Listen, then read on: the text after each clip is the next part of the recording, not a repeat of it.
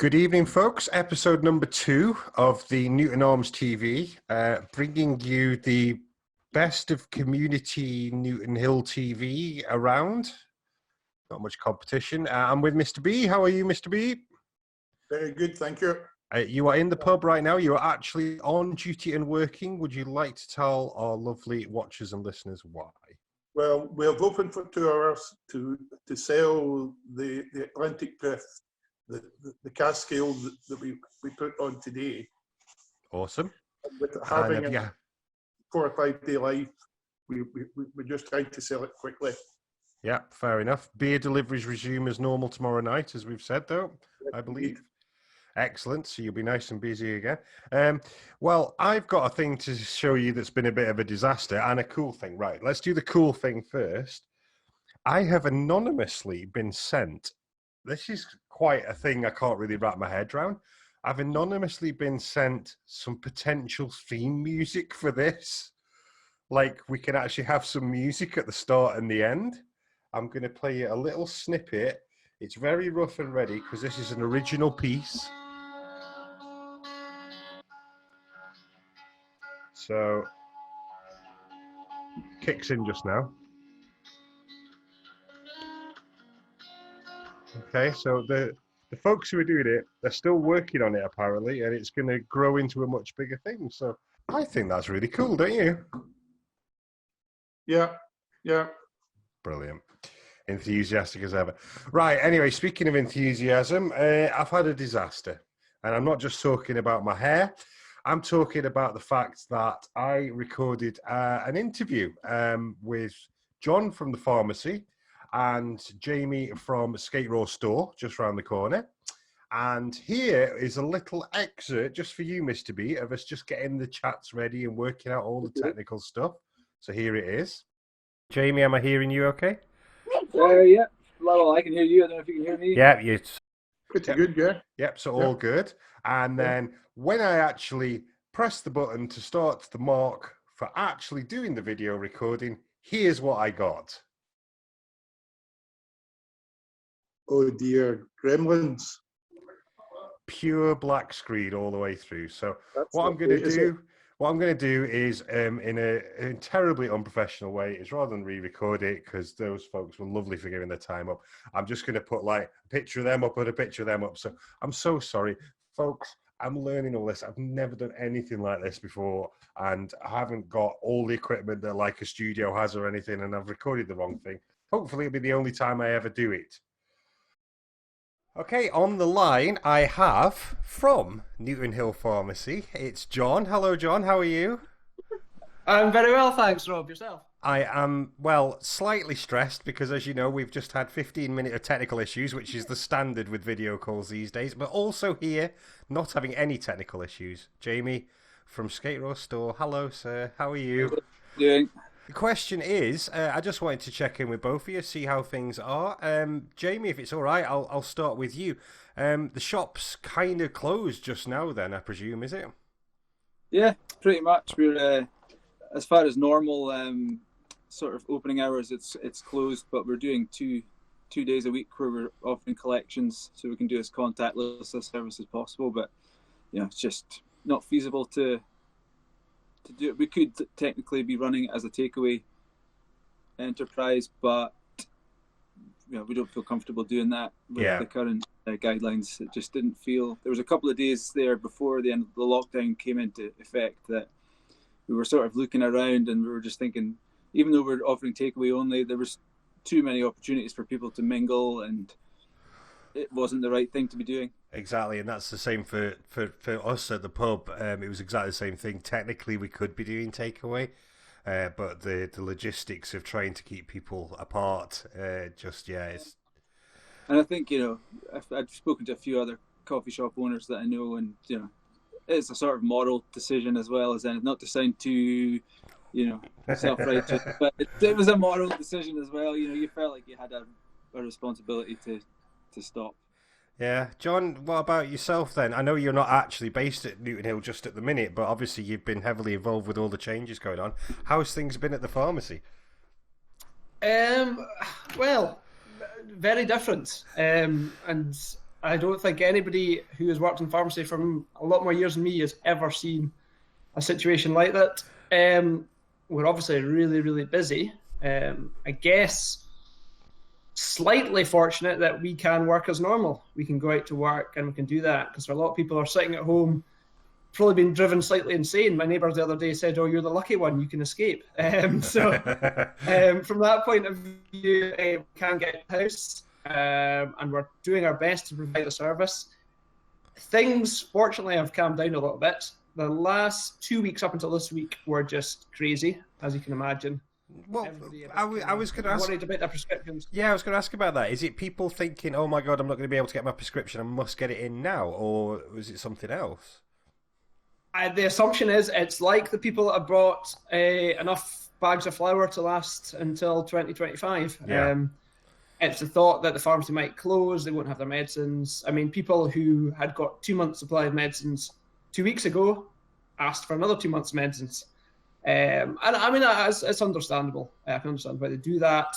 On the other hand, it puts quite a lot of pressure on us. So from the business point of view, it's been tricky. Hopefully that's coming down. And also, we've got the same issues about trying to protect customers and the staff. So as you know, we're limiting the number of people in the shop. We're trying to kind of keep people in certain areas of the shop where we've got screens, we've got all sorts of things to minimize any risk. And that's kind of works both ways, protect the customers and also to protect us, because we want to, certainly if we all end up down with it as well, then it becomes a bigger issue. Yeah. Jamie, how did your customers react? I mean, has everybody been really good about the social distancing when it was sort of that, you were still doing takeaway and things like that, or was it tricky? Yeah, I mean, I think on the whole, pretty much everyone takes a sensible approach to it.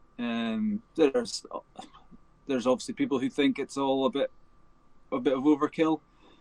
It was difficult because you're not there to tell other people what to do. Is the other thing, you kind of. I'm not a police officer. I'm not in the habit of telling people to stand away from other people that I don't know. So it's difficult. Yeah, and obviously we've heard from John there, sort of, well, for bad reasons, I guess, but business is obviously okay just now then for John. But I mean, for yourself, Jamie, is the shop's so new, and you were very open right through the build up and everything, that you're on a really, really tight budget. You haven't got thousands in the bank to be able to plow into the business. But is everything going to be okay as far as you know? Don't know. Yeah. Honest answer. We're at the moment. We spoke to our landlords today. I mean, we are subleasing from ScotMed, who are leasing from the head landlord, and they can't give us any leeway because they don't get any leeway. Yeah. If that makes sense. So, as far as they're concerned, next time our rent's due. I dare say there might be a way of delaying it or something, but we just don't know.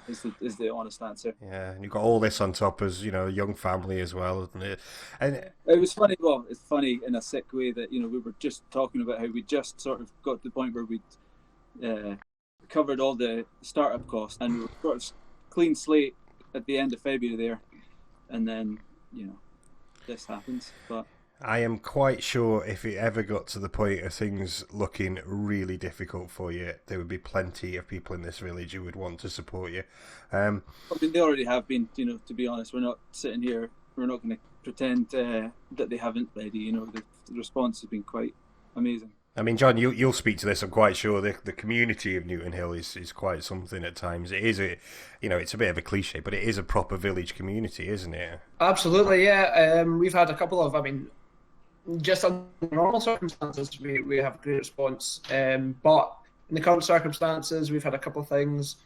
One of our drivers wasn't able to work just purely because he was at the at-risk group. We didn't want him out there. I put a Facebook advert out saying, "Can anybody help us out?" I would say within a couple of hours, I must have had 10 or 20 applicants saying, "We'll help, we'll do this, we'll do that." And on top of that, Jamie will know all about, we've had, and I need to put a Facebook post out to thank everybody, cakes coming in, chocolates. Everybody is so appreciative of the service we're providing. And it helps us because I'm not gonna. I mean, I've not been working in Newtonhill recently. I've been working at a different shop. That's a different story, but that'll come out soon enough.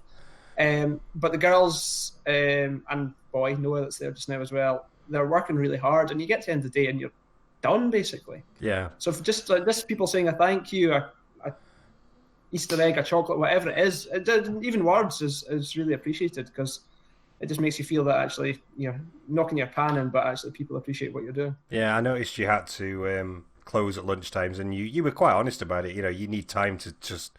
Everybody's got to try and catch up, because it was pretty relentless there for a while. Yeah. Exactly. Well, it was the case that it wasn't even really.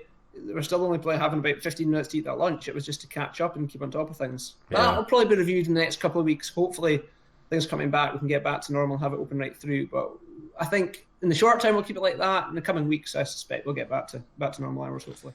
Okay, Jamie, I'm going to get this wrapped up, but let's talk about what you are doing. We talked about all the stuff you're not doing, but let's talk about what you are doing. You have quite a cool idea. You're doing care packages and things, aren't you?